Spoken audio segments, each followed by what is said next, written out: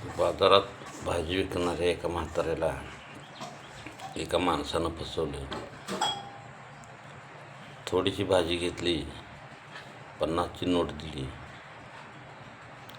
म्हाताऱ्यानं 500ची note समजून त्याला 450 रुपये परत दिले.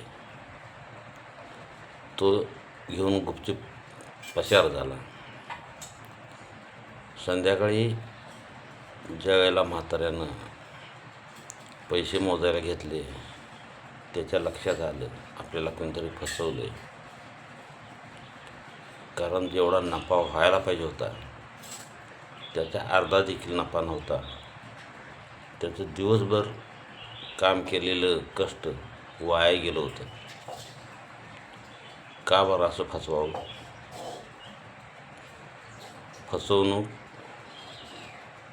ही किती वाईट आहे हे आपल्याला कधीतरी कळून येईलच.